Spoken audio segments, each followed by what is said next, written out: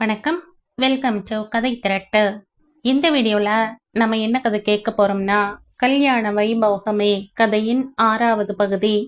நம்ம சேனலை இது வரைக்கும் சப்ஸ்கிரைப் பண்ணாதவங்க சப்ஸ்கிரைப் பண்ணுங்க. பக்கத்தில் இருக்கிற பெல் ஐகானை கிளிக் பண்ணி ஆல்ங்கிற ஆப்ஷனை ப்ரெஸ் பண்ணுங்க. சுதக் நான் போடுற கதைகளை உடனுக்குடனே நீங்க கேட்கலாம்.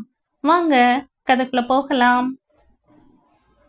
ஹாய் பிரியா, நீ இந்த காலேஜ்ல தான் படிக்கிறியா? நான் என்னோட ஃப்ரெண்ட் ஒருத்தனோட வந்தேன்.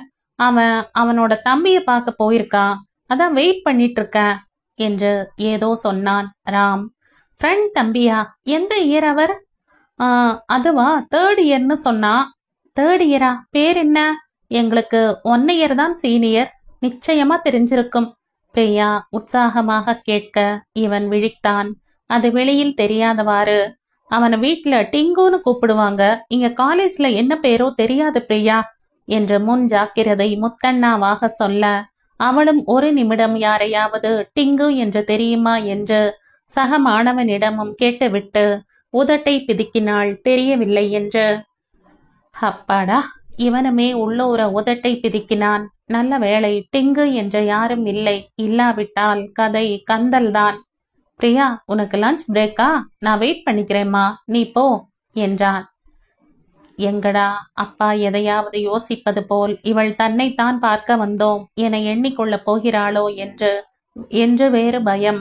கண்ணை சுழற்றி வேறு பக்கம் திரும்பியவன் பார்வையில் வேறு யாரோ டாக்டர் இவர்களை நோக்கி வருவது தெரிய வேகமாக பிரியாவிடம் திரும்பி, அனாட்டமி லேப் எங்க இருக்கு? அந்த பக்கம்தான் போறேன்னு சொன்னான். நான் போய்க்கிறேன் பிரியா, நீ கிளம்பு, டேக் கேர் என்று சொல்லி அவள் சொன்ன பை காற்றில் இவனை அடையும் முன்பே அந்த இடத்தை விட்டு அவள் காட்டிய திசையில் நடக்க ஆரம்பித்தான். ஒரு நிமிடம் அவனை பார்த்தவள் தோளை குலுக்கிவிட்டு தன் வழி சென்றாள்.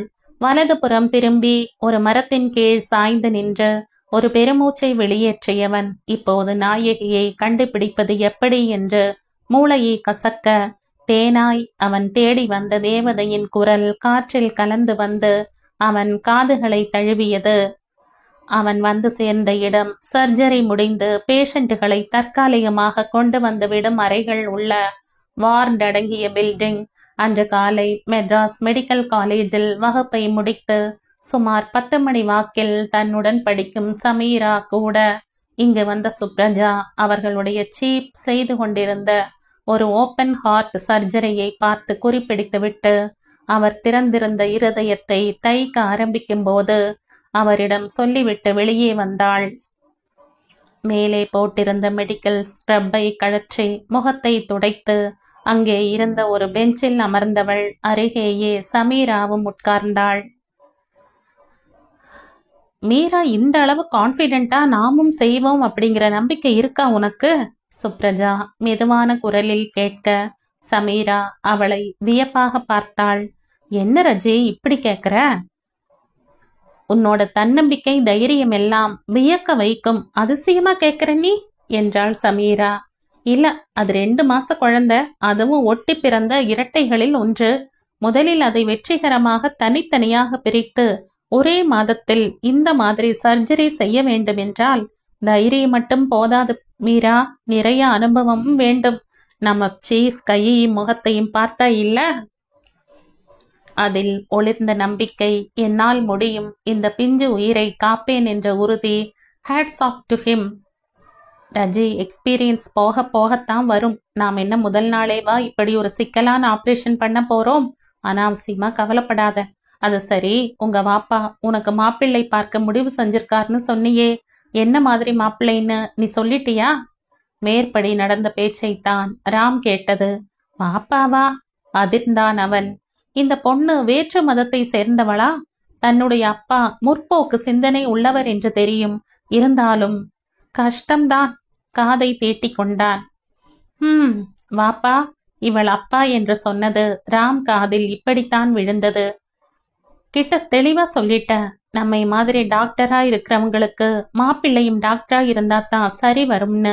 இன்ஃபேக்ட் அவரே தான் இதை ஆரம்பித்தது. அதுவும் எங்களை மாதிரி மத்திய தர குடும்பத்தில் எல்லாம் 2 பேரும் வேலைக்கு போனாதான் சரி வரும். அதுவும் என்னை மாதிரி டாக்டர் படிப்பு படிச்சுட்டு வீட்டுல எல்லாம் இருக்க முடியாது. அப்போ வரவங்க வீட்ல நம்ம தொழிலையும் படிச்ச படிப்பையும் மதிக்கணும்னா வருபவருமே அதே தொழிலை செஞ்சாதான் சரி வரும்னு எடுத்து சொன்னார். இதை இன்னைக்கு நேத்திக்கு சொல்லல, நான் டாக்டருக்கு படிக்கணும்னு சொன்ன போதே சொன்னார் எங்க வாப்பா. சமீராவிடம் பேசும்போது அவள் குறிப்பிடுவது போலவே இவளுமே வாப்பா என்றுதான் சொல்வது வழக்கம். அது இன்று ராமுக்கு தலையில் இடியை இறக்கியது. அது சரி, உன் கேஸ் என்ன? உன்னோட அத்தா எப்ப துபாயிலிருந்து வரப்போறார்? 3 வருஷ கான்ட்ராக்ட், அடுத்த வருஷம் முடியுதுன்னு சொன்ன இல்ல? நம்ம மீராவுக்கு ஏத்த கண்ணன் ஃப்ளைட்ல வருவாரோ? அப்போ நாமும் நம்ம செகண்ட் இயர் படிப்பை முடிச்சு இந்த காலேஜ் வாழ்க்கைக்கு ஒரு குட் பை சொல்லி இருப்போம். டைம் எல்லாம் சரியாத்தான் உங்க அத்தான் பிளான் பண்ணி இருக்கார். கிண்டலாக கேட்டுக்கொண்டே இருவரும் வெளியில் வர அந்த மரத்தின் பின்னால் மறைந்தான் ராம். இதுவும் சுஜி செய்வதுதான் சமீராவை வெறுப்பேத்த என்று மீரா என்றும் அவளுடைய அத்தான் கலீலை கண்ணன் என்றும் உருவகப்படுத்தி கிண்டல் செய்வாள்.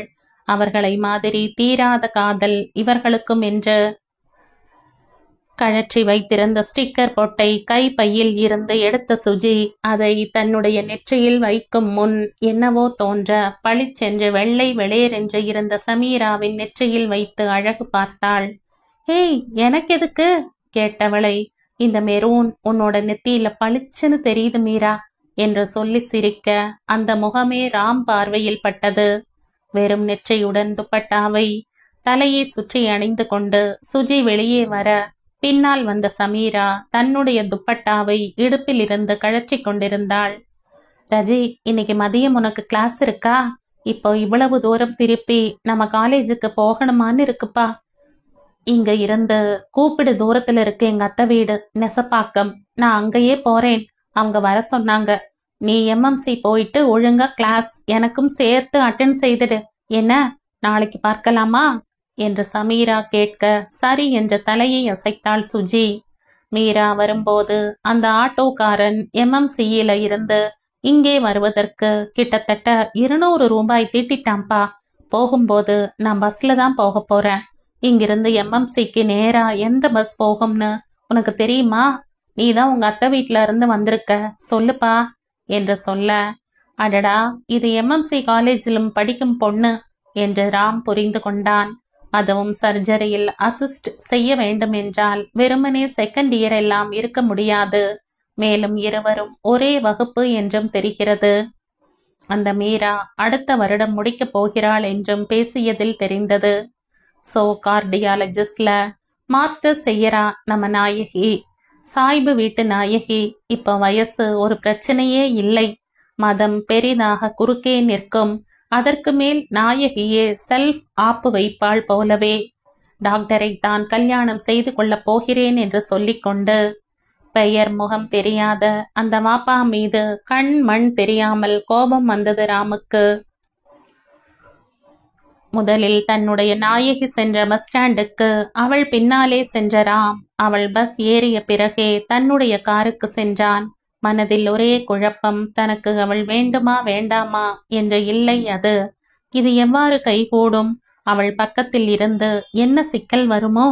ஏன் அவளே நான் ஒரு டாக்டர் இல்லை என்பதால் அவனை ஒத்துக்கொள்வாளோ இல்லையோ என்று. இந்த மனநிலையிலேயே தன்னுடைய கம்பெனிக்கு சென்றவன் நேரே தன்னுடைய அறைக்கு சென்று உட்கார்ந்து அவனுடைய அந்தரங்க செயலாளரிடம் நிர்வாகம் சம்பந்தமான காரியங்களை குறித்து பேசிவிட்டு வேறு யாரையும் அனுப்ப வேண்டாம் என்று கேட்டுக்கொண்டு குறுக்கும் நெடுக்கும் அறைக்குள்ளே நடக்க துவங்கினான். அப்போது பார்த்து சந்தானம் அவனுடைய அறைக்குள் நுழைய, முதலில் யாரது உத்தரவை மீறி உள்ளே வருவது என்று எரிச்சலோடு பார்த்தாலும் அது தந்தைதான் என்று தெரிந்தவுடன் ஒரு சிறு தலையசைப்புடன் அவரை வரவேற்றான். வந்தவர் அவனுக்கு எதிரில் இருந்த நாற்காலியில் அமர்ந்து அங்கே மேஜையில் இருந்த ஒரு கப் தண்ணீரை பருகி நடை பையிலும் தன் மகனையே 2 நிமிடம் பார்த்தார். ராம், என்னாச்சு? ஏதாவது புது பிரச்சனையா? காலையில தான் எல்லாம் சரியாகி விட்டது நீயே. இது உன்னுடைய சொந்த விஷயம் இல்லையா? நானும் இன்று காலையில் பார்த்தேன். என்னவோ போல இருக்கிற நீ. சொல்லு, நம்ம பிரியா விஷயமா? அப்படின்னா நீ கவலையே பட தேவையில்லை. நான் பேசுறேன் மூர்த்தியிடம் என்று பிரியாவின் தந்தை நண்பரை குறிப்பிட, ராம் அவசரமாக தலையை மறுப்பாக அசைத்தான். டேட், நீங்க தப்பா புரிஞ்சிருக்கீங்க. பிரியா ஜஸ்ட் என்னோட ஃப்ரெண்ட். நம்ம சம்யம் எப்படியோ அப்படியே தான்ப்பா அவ. மேலும் சின்ன பொண்ணு. இது இன்னொரு பொண்ணுப்பா, ஒரு டாக்டர் தான். மகன் சொன்னதும் முதலில் அதிர்ந்தார் சந்தானம். நம்ம வசு ஆசைப்பட்டத மகன் மூலமா நிறைவேற்றிட்டா போல இருக்கே, இதை எப்படி சரி செய்யறது? ராமச்சந்திரா மெடிக்கல் காலேஜ் ஸ்டூடெண்டா ராம்? என்ன படிக்கிறா? இல்ல படிச்சு பிராக்டிஸ் பண்ற பொண்ணா? நிதானமாகவே கேட்டார். இந்த நிதானம் கூட இல்லை என்றால் இத்தனை வருஷங்களாக ஒரு வெற்றிகரமான வணிகராக இருந்து என்ன பிரயோஜனம்? இல்லப்பா, நானும் ஃபர்ஸ்ட் அப்படித்தான் இருந்தேன். பட் அந்த பொண்ணு எம்எம்சியில கார்டியாலஜி பண்றா போல இருக்கு. ஆனா பையன் இழுக்க சந்தானம் முகத்தில் ஏமாற்றம் முதன்முறையாக எட்டி பார்த்தது. மகன் நினைத்து விட்டால் அதிலிருந்து மாறுவது மிகவும் கஷ்டம் என்று தெரியும். அந்த வரதராஜனையும் அவனுடைய குடும்பத்தையும் தங்களிடமிருந்து பிரித்தாகிவிட்டது என்றுதான் இருமாப்பு கொண்டிருக்க, எப்படி இது நடந்தது? சரி, அவனிடமிருந்தே விஷயத்தை வாங்குவோம் என்று நினைத்தார். சொல்லுப்பா, பின்ன என்ன பிரச்சனை? அந்த பொண்ணுக்கு உன்னை பிடிக்கலையா? கடவுளே, அப்படியும் நடந்தால் நல்லதுதான் என்று நினைத்தார். இல்லப்பா, அது அது அந்த பொண்ணு மனசுல நான் இருக்கேனான்னு எல்லாம் தெரியல. ஒரு முறைதான் சந்திரிச்சிருக்கோம். ஆனா ஒண்ணு, அந்த பொண்ணு ஒரு டாக்டர் மாப்பிள்ளை தான் வரணும்னு இருக்கிற மாதிரி தோணுது.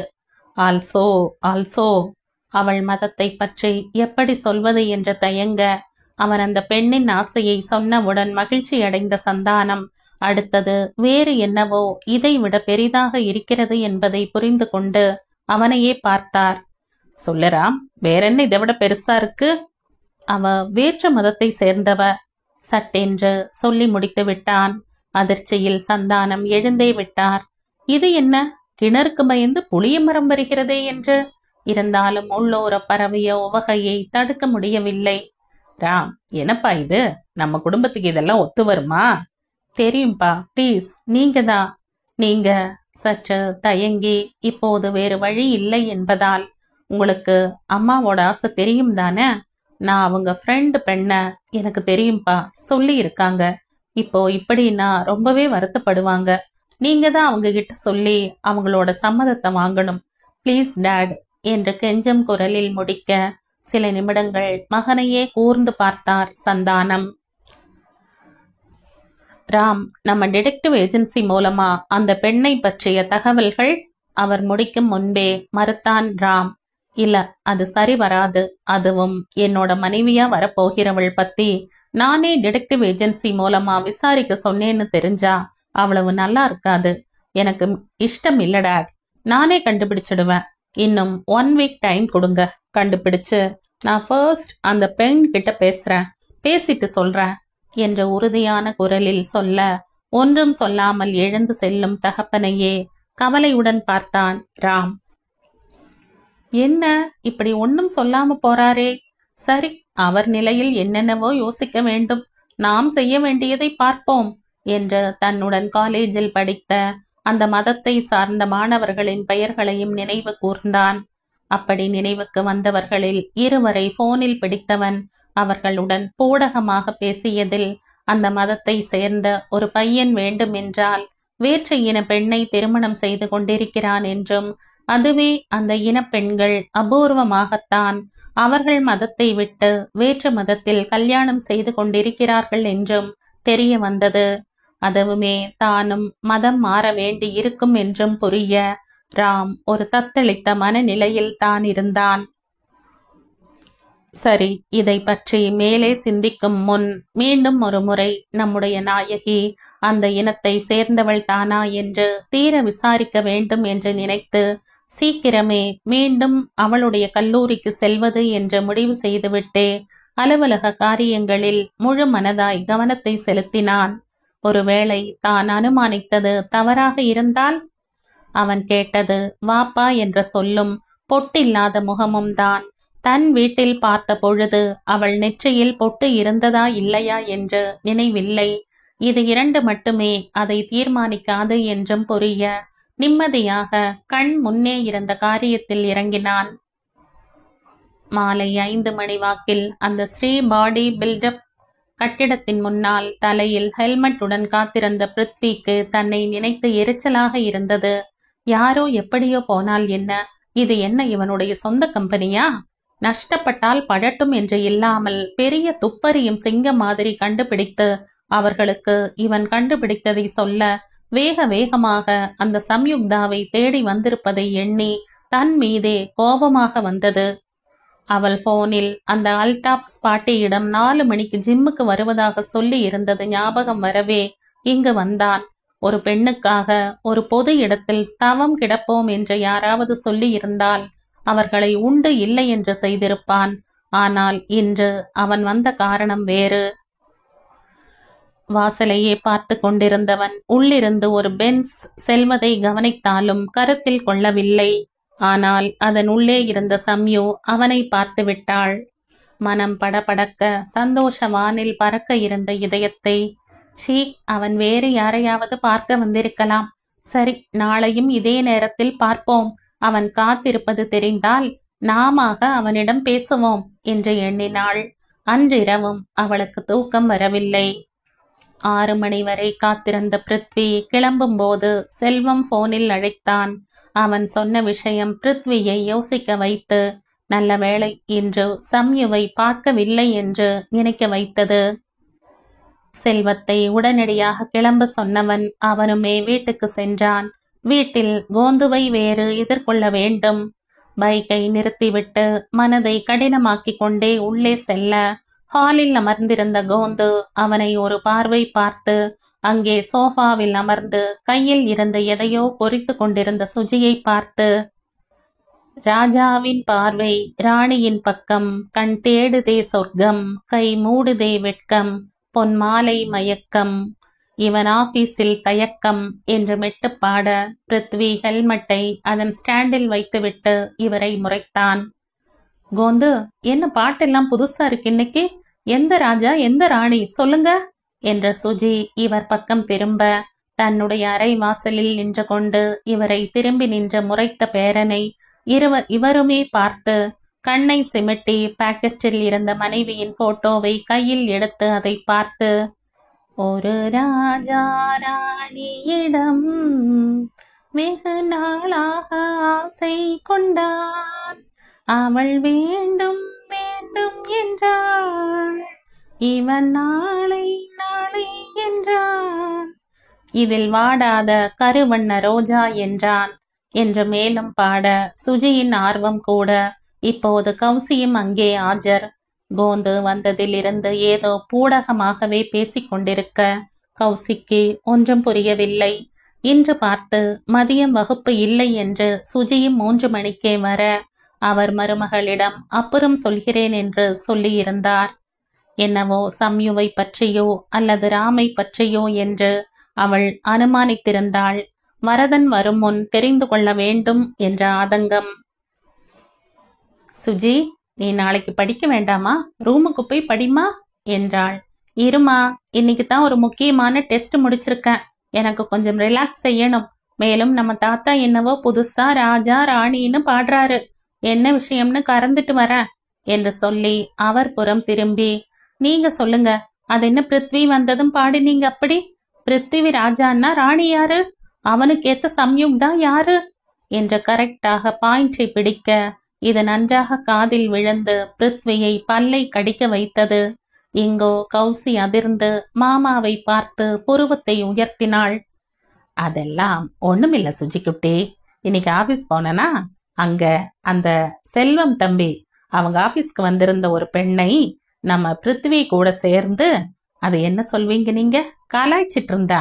அதான் நானுமே என்று இழுத்து மருமகளை பார்த்து, ஆமாம் அவளேதான் என்று கண்ணால் சைகை செய்தார். சுஜியை கிளப்புவதற்குள் வரதன் வந்துவிட மாமாவுக்கும் மருமகளுக்கும் தனித்து பேச நேரமே கிடைக்கவில்லை. அன்று என்றும் போல மாடியில் உலாத்தாமல் கையில் ஒரு லேப்டாப்புடன் டிவி முன்னால் அமர்ந்த பிருத்வியை வரதன் கேள்வியுடன் பார்த்தார். அவர் பார்ப்பதை உணர்ந்தாலும் அவன் அவர் புறம் திரும்பாமல் கோந்து படுக்க சென்று 1 மணி நேரத்துக்கு பிறகே அவர் இந்நேரம் உறங்கி இருப்பார் என்று தெரிந்த பின் படுக்க சென்றான். அன்று அவனுக்கிருந்த மனநிலையில் அவருடைய கேலி பேச்சையோ கிண்டலையோ ரசிக்கும் திறன் இல்லை. அவன் மனதில் சம்யுக்தா ஒரு பக்கம் யுத்தம் செய்து கொண்டிருந்தால், மறுபக்கம் அவன் எப்படி அவர்கள் கம்பெனி விஷயத்தில் அழையாமல் தலையிடுவது என்ற வாதம் நடந்து கொண்டிருந்தது.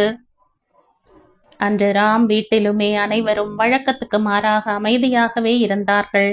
சரி, அவர்கள் கம்பெனியில் ஏதோ பிரச்சனை என்கிறார்களே, அது குறித்து கணவரும் மகனும் ஆலோசிக்கிறார்கள் என்ற வசு இருந்தாலும் எப்போதும் போல குறும்பு பேச்சு இல்லாமல் சம்யு சாப்பிட்டது அவளையும் யோசிக்க வைத்தது. கேவியை பார்க்க அவர், நான் இருக்கிறேன், கவலைப்படாதே என்ற கண்ணால் உத்தரவாதம் அளித்தார். அதன்படியே சந்தானமும் ராமும் எழுந்து சென்ற பிறகு சம்யுவிடம், சாம், அந்த பிளாக் ரோஸ் பில்லை அந்த தம்பிக்கு அனுப்பிட்டியா? இவனை மாதிரி ஆளை எல்லாம் சும்மா விடக்கூடாது. He flew a lazy sunk என்றதும் அவர் என்ன சொல்ல வருகிறார் என்று இத்தனை வருட அனுபவத்தில் புரிந்து கொண்ட சம்யு வழக்கம் போல முறைத்து, அது பறந்து கெடுக்கிறது இல்ல பாட்டி, ஊதி கெடுக்கிறது. அம்மாவை பார்த்து, பாட்டி சும்மா இருந்த சங்க ஊதி கெடுக்கிறது தான் அப்படி அழகான இங்கிலீஷ்ல சொல்றாங்க என்று விளக்கிவிட்டு, மேலும் அவர் ஒன்னும் வேண்டுமென்றே அந்த செடியை உடைக்கவில்லை. நியாயமா பார்த்தா நான் தான் அவருக்கு காம்பன்சேஷன் கொடுக்கணும் இல்லையாம்மா, சொல்லுங்க என்று அம்மாவை கூட்டு சேர்க்க, ஆமாம் என்று ஆடத் துவங்கிய தரையை வசு மாமியாரின் கண் சொன்ன உத்தரவுக்கு கீழ்ப்படிந்து இல்லை என்று ஆட்டினாள். அது எப்படி? நம்ம வீடு, நம்ம இடம், வரவங்க இப்படித்தான் எங்க வேண்டுமென்றாலும் வண்டியை நிறுத்துவதா? கேஸ் போடணும் சம்யு. நாம் என்ன அத்தை சொல்றீங்க, நான் எதுக்கும் நம்ம லாயர்கிட்ட பேசி பார்க்கட்டுமா என்ற வசுவை பயத்துடன் பார்த்தாள் சம்யு. இது என்ன, இந்த பாட்டி காரியத்தையே கெடுத்து விடுவார் போலிருக்கே என்று நினைத்தவள், இல்ல, இதை பெரிது செய்ய வேண்டாம் பாட்டி, நான் பார்த்துக்கிறேன், அந்த பிளாக் ரோஸ் மட்டும் அவரை திரும்ப கொடுக்க வைக்கிறேன் என்று சமாதானமாக முடிக்க, அப்படி வா வழிக்கு என்று கேவி வெற்றி புன்னகை பூக்க, சம்யு எழுந்து சென்ற பிறகு வசுவிடம், Vasu, no sad, you glad, Prithvi is our லா பைசன் என்று எப்போதும் போல அவரது ஆங்கில புலமையை பிரகடனப்படுத்தி உளர, வசு சிரிப்பதற்கு முன்னால் அவசரமாக எழுந்து சென்றாள். ஆனால் போகும்போது, அத்தை, பைசன் இல்லை, அப்படின்னா மாடு, அது சன்னில்லா என்று திருத்திவிட்டே செல்ல, கேவியின் ஆல் சேம் சேம் அவளை தொடர்ந்தது. சற்று நேரத்தில் கௌசியிடமிருந்து வந்த போன் வசுவின் முகத்தை மலர வைத்தது. கோந்து வாயிலாக முந்தைய தின நிகழ்வுகளை கேட்டறிந்த கௌசி தன்னுடைய தோழியிடம் அவளுடைய பெண்ணை பற்றி பெருமையுடன் பேசி, கூடிய சீக்கிரம் சம்யு பிருத்வியை தன்னுடைய வழிக்கு கொண்டு வந்து விடுவாள் என்றும் சொல்லி, முதல் நாள் அவள் பிருத்வியை தன் கணவன் என்று சொன்னதை சொல்ல வசுவுக்கு ஒரே ஆனந்தம். அடுத்து கோந்துவும், அம்மா வசு, ஒரு ஜோடி நீங்க ஆசைப்பட்ட மாதிரி சேர்ந்துடும். உன்னோட பெண்ணே அதுக்குரிய ஏற்பாடெல்லாம் நல்லாவே செய்யறா. என்ன, நாம எப்படியாவது வேலை செஞ்சு ராமையும் எங்க சுஜி குட்டியையும் சந்திக்க வைக்கணும். உங்க வீட்டுல ஒரு வெத்தலை பொட்டி இருக்கே, அவங்களுக்கு ஒன்னும் தோன்றவில்லையா என்று கிண்டலாக கேட்க, வசு, பா இருங்க, நான் அத்தை கிட்ட போனை கொடுக்கறேன், நீங்களே பேசுங்க, அவங்க கூட உங்ககிட்ட பேசணும்னு சொல்லிட்டு இருந்தாங்க என்ற போனை கேவி கையில் கொடுக்க, அவரது யார் என்ற புருவத்தின் கேள்விக்கு வசு, கௌசி மாமா என்ற வாயசைத்தாள். போனை ஒரு பொன் சிரிப்புடன் வாங்கிய கேவி ஏதும் பேசும் முன், கோந்து, அந்த நாள் ஞாபகம் நெஞ்சிலே வந்ததே, நண்பியே நண்பியே என்று பாட, கேவியுமே சளைக்காமல், இந்த நாள் அன்று போல் இன்பமாய் இல்லையே, அது ஏன் ஏன் நண்பனே என்று முடித்து சிரித்தார். கனகா, எப்படி இருக்க நீ? பார்த்து 10 வருஷம் இருக்குமா? எங்களை எல்லாம் மறந்துட்டு நீ, உன்னோட அண்ணங்காரன் எப்படி இருக்கான்? இன்னும் கிராமத்துல அடாவடியா தெரியறானா? கோவிந்தா, நான் நல்லா இருக்கேன். அண்ணன்காரனுக்கு என்ன, அவன்தான் ஊருக்கே ராஜா, கிராமத்துக்கே நாட்டாமை செஞ்சிட்டு இருக்கான். சரி, உன்னை பார்த்தும் நாள் ஆச்சே, நம்ம கௌசியை கூட்டிட்டு வாயேன் என்று கேவி சொல்ல வேண்டாம் என்ற கையை ஆட்டினாள் வசு. என்ன கனகா, அன்னைக்கு மாதிரியே இப்பவும் நாளொரு உடையும் பொழுதொரு மேக்கப்புமா இருக்கியா? இல்ல பேத்தி பேரன் எல்லாம் வளர்ந்தாச்சுன்னு எல்லாத்தையும் குறைச்சிட்டியா? கோந்து கேட்க கேவி சிரித்தார். அதெல்லாம் இல்லைன்னா, என்னை என் வீட்டுல இருக்கிறவங்களுக்கே அடையாளம் தெரியாது கோவிந்தா. பத்மா இருந்தவரை எனக்கும் ஊர்ல ஜோடி இருந்தது. இப்படி அல்பாயுஸ்ல போனது எனக்குமே சங்கடம்தான். ஆனா விந்தையை பாத்தியா என்று முடிக்காமல் விட கோந்து முடித்தார். நம்ம 2 பேர் ஜாதகத்தை பொருத்தம் பார்த்த போது 2 பேருக்குமே ஜாதக கோளாறு இருந்ததால அவங்க கட்டிக்கு போறவங்க, அதாவது எனக்கு நீயும் உனக்கு நானும் அதிக நாள் ஆயுசோட இருக்க மாட்டோம்னு சொன்னாங்க. ஆனா இப்போ நாம 2 பேரும் நல்லாத்தானே இருக்கோம். உன்னோட வீட்டுக்காரரும் என்னோட பத்மாவும் தான் நம்ம விட்டு போயிட்டாங்க. இதத்தானே நீ சொல்ல வந்தது என்று சொல்ல கனகா, அலைஸ், கேவி மண்டையை மட்டும் ஆட்டினார்.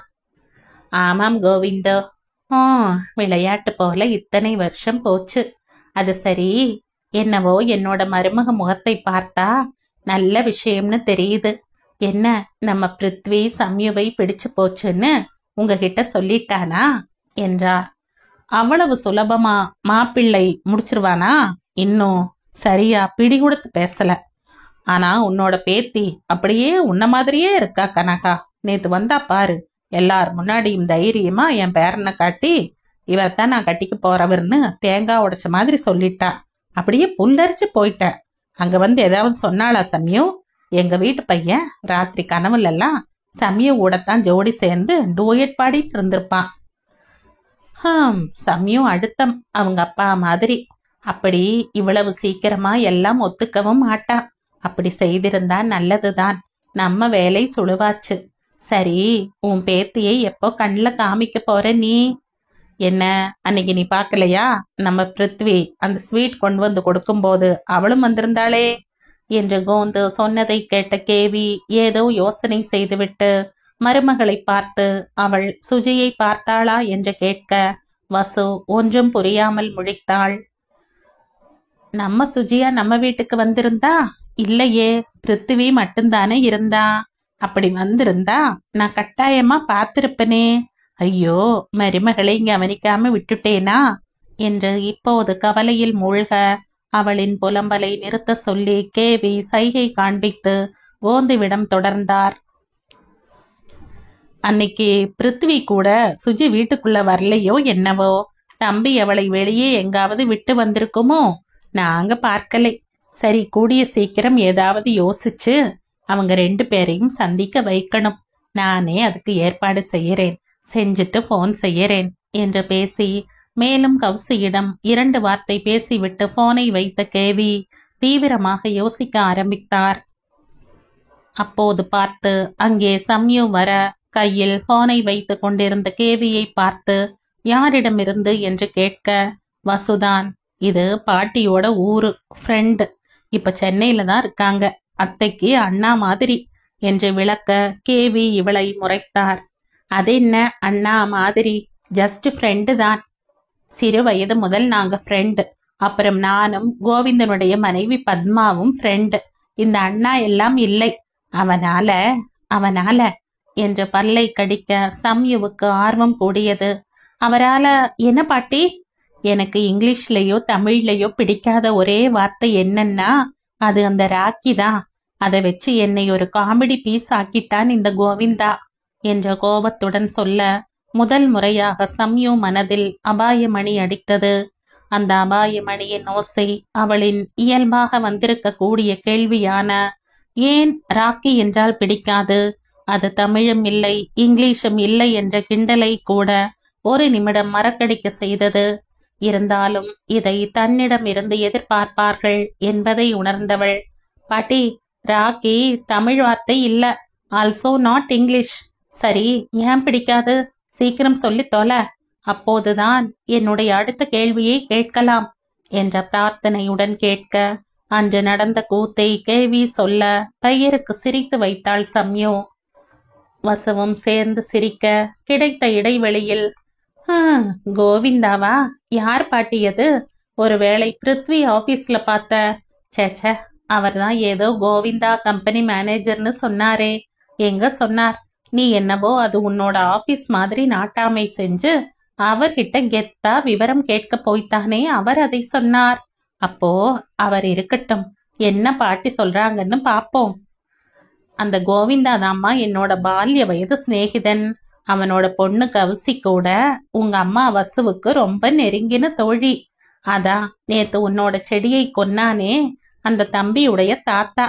இரு, என் ரூம்ல கட்டில் பக்கத்து மேஜை மேல ஒரு போட்டோ இருக்கும் பாரு, அதுல இருப்பார். ஆனா ஒரு 20 வருஷத்துக்கு முன்னாடி எடுத்த போட்டோ அது. சொல்லி முடிக்க கூட காத்திராமல் கேவியின் அறைக்கு ஓடினாள் சம்யு. வயிற்றில் சங்கட பந்துகள் உருண்டன.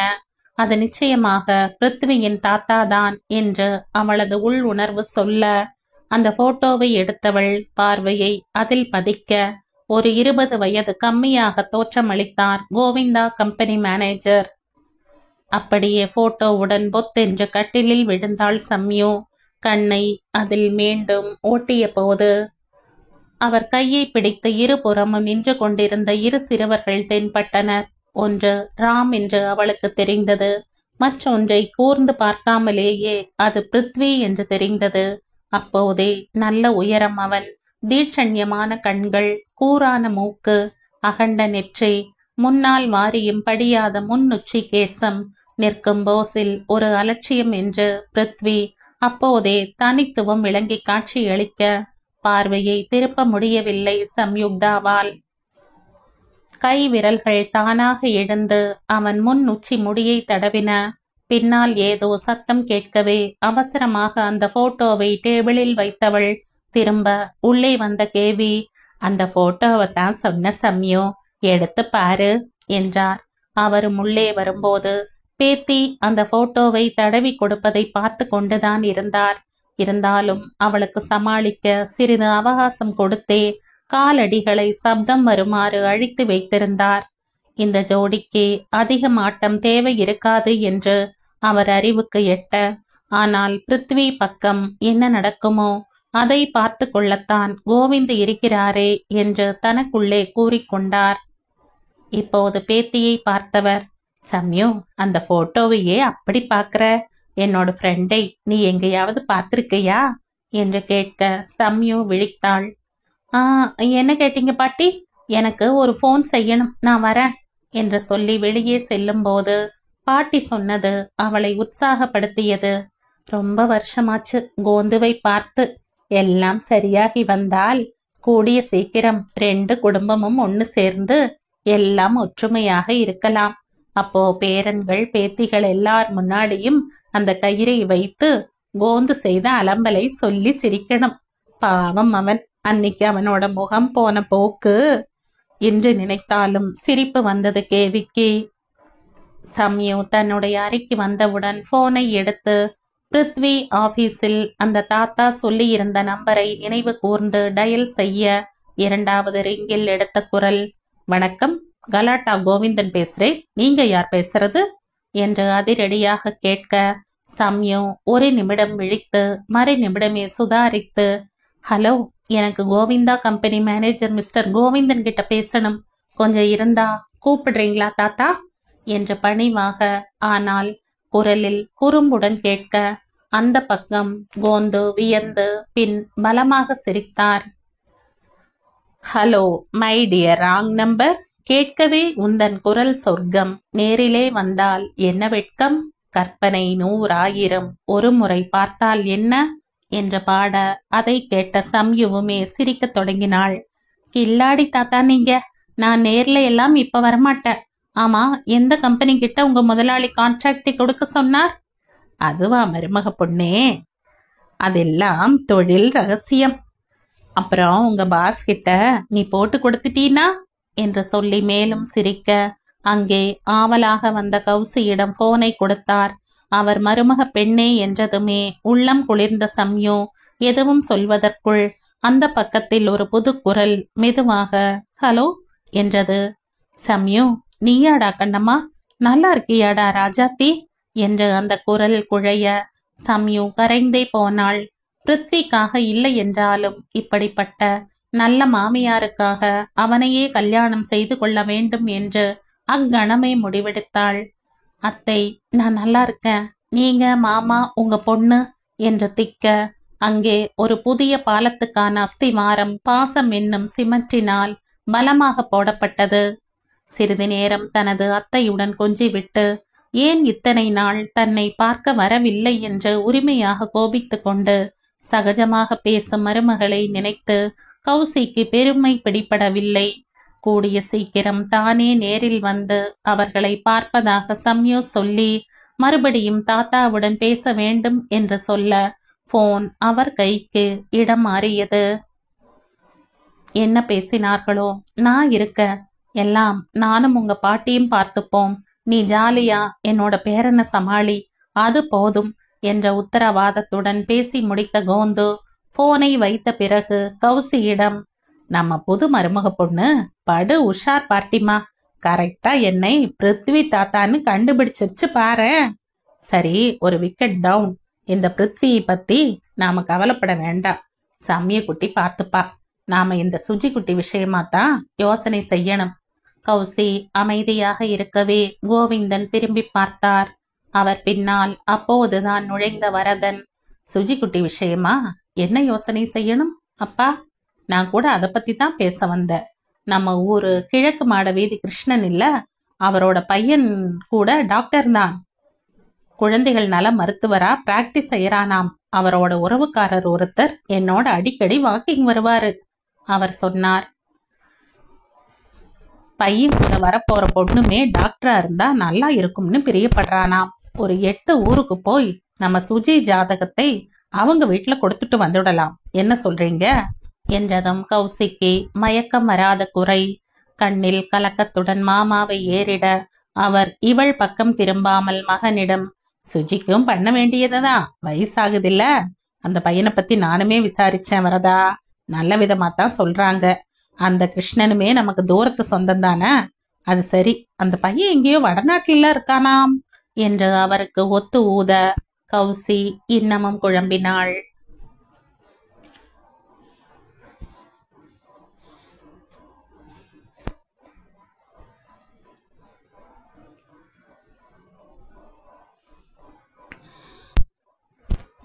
இந்த கதையின் தொடர்ச்சியை அடுத்த பதிவில் கேட்கலாம். நன்றி.